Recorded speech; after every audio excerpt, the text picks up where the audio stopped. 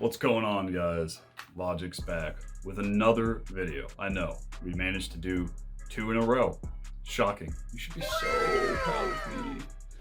Okay, we gotta talk about controllers, specifically my Scuf Gaming controller and how well it's held up after a year of it being sent to me courtesy of, courtesy of these people.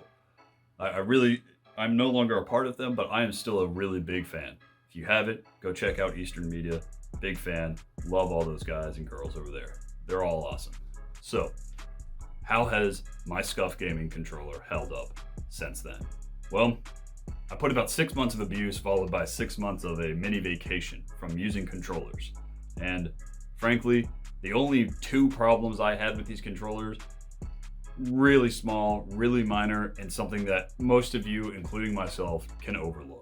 And the simple fact is, the only issues I had were the paddles on the back. I'm on my 3rd set of paddles.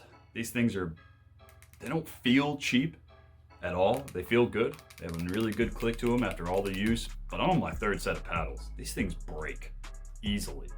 And the first set I had, as you can see here, that one broke from me just putting it on. And I've put paddles on a Scuf controller before. It's not like I don't know what I'm doing, but as you can see here, that thing just shattered in half. It's my 3rd set. They don't seem to last that long. They break really, really easily. So if you do get a Scuf controller, please, please, please be very careful with these. They do break very easily. I recommend being careful with these, maybe even picking up a spare set just in case.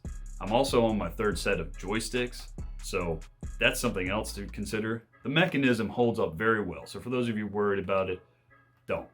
The mechanism holds up perfectly fine.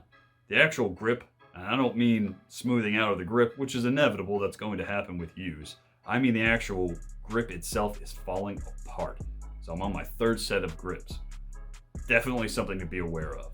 It comes with one in the box, but you may want to pick up a spare, just in case. It does, like I said, it does come with a spare, which I am now rocking on here because the other joystick was fine, even though I'm on my 3rd set. This is from the 3rd set. This is actually the 4th stick I've put on there. I just happen to remember that it does come with one extra one, including a domed one for those of you that are really strange and want to mix and match. It's personal preference. The overall quality has held up very well. Faceplate, even with all the oil and everything constantly going on it and not really being maintained, is doing great. As you can hear, I'm putting almost no pressure. The faceplate has become a little creaky. It is not something that you notice in game at all. It does not distract you. It does not get in the way of your performance or anything like that, but there is a little bit of creaking, and some of that's just because it's a replaceable faceplate. You can pick it up, you can pull it off.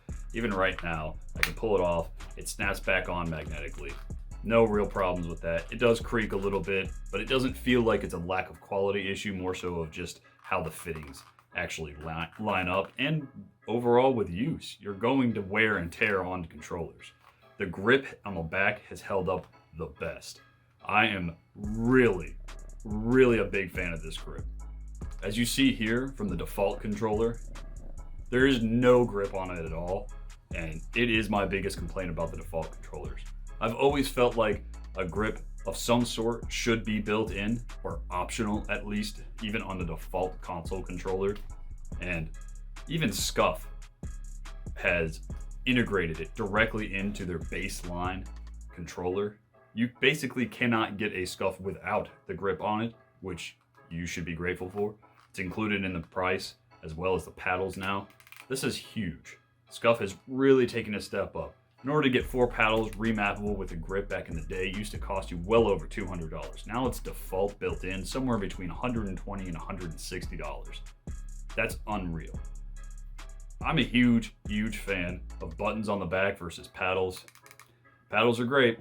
There's a lot of versatility to them, but I have to admit, the buttons on the back, like you see here in the Scuf Gaming controller, they are my favorite. But also, as you see here, when the buttons on the back go bad, like you see in this video, that little button is pushed inward. Now I have to get the entire controller either repaired via Scuf Gaming, which is very expensive because they basically charge you for a new one, or you just live without it. The good news is when you have something like this, like a Scuf, or an Elite 2 controller or even an Elite 1 controller, if the paddles break, you just replace the paddle. So there's some caveats here and there about how you want to use and how often you use your controller. Something to think about when you're in the market for a new controller. But I will say this, there is a night and day difference in the quality of the buttons, the bumpers, the triggers, the trigger stops that you see here. And as you can see, there's all sorts of features on the back. There's tons of things going on here. You even have your magnetic remap, which is really awesome. It's super easy, super simple. I've actually done it in game in the middle of a tournament, and it took me maybe 3 seconds. It was awesome to just fly through it. Now I will say, I do believe Cinch has a slightly better mechanism for their buttons by holding the back key and then pushing whichever button on the back and then holding the key and letting go.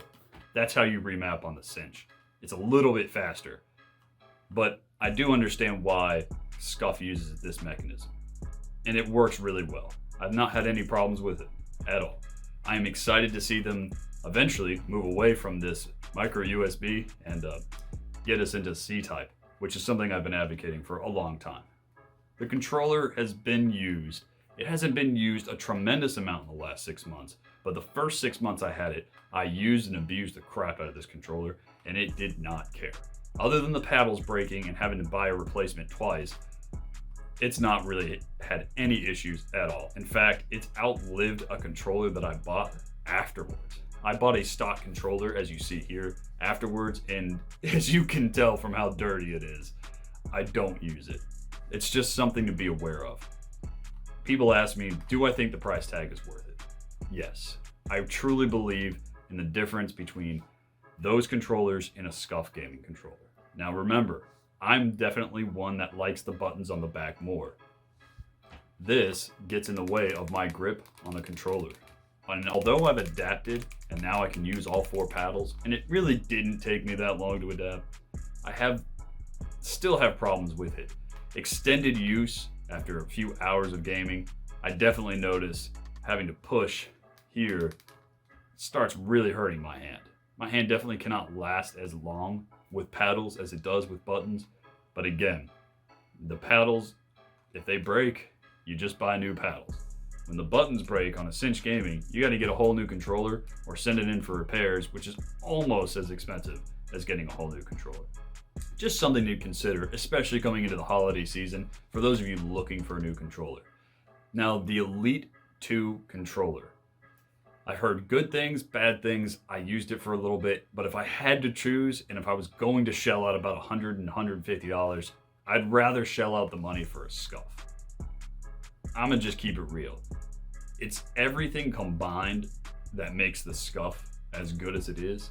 There may be some things individually, like Battle Beaver has a better smart trigger system where I can get the full activation, but short stop, but I get the full trigger pull. So when I do this in Halo, I can't use the plasma pistol because I can't charge it all the way. Battle Beaver resolved that by allowing you to have full activation on a short stop. Something to be considering for those of you that maybe play a lot of racing games, for those of you that just like smart triggers. It's something to consider and to think about. But again, these are such minor details and they're very specific to your individual needs. So if I had to choose, my Scuf has held up the best. I highly, highly, highly recommend it. It's something to check out. They have held up very well. And I gotta say, I gotta give it to them. Their controller cable has held up very well. I really appreciate the quality of the cable. I appreciate the quality of the build itself. And although we got some creaking going on and I had to replace the paddles and the thumbsticks a couple times. But if I had to choose, I could let all that slide because the overall quality of the mechanisms, the buttons, and everything else really makes this controller stand out above everyone else. So if you're thinking about getting a controller, you might want to pick up a Scuf. And really conveniently, these guys have a code for it too. I don't really advocate the use of codes in my video, but once in a while, you got to give some really good friends and some people that you really believe in a shout out. So shout out to Eastern Media. You can use code EMGG at Scuf Gaming. check them out. They're good people. They produce some really hilarious content. They just did a TikTok, something to be considerate about. Well, I've got a lot of editing to do, so we're going to go ahead and take care of that. Stay tuned. I'm going to have a full in-depth review of that bad boy back there and tell you everything that you need to know after my initial review that I posted earlier. You might want to check that video out. I'll leave a link in the description for the Scuf Prestige, just so you guys can check it out. So for Xbox fans and PlayStation fans who have more options actually than the Xbox fans, check it out. Scuf Gaming. It's the way to go. And as always, everybody, stay calm. Conquer all.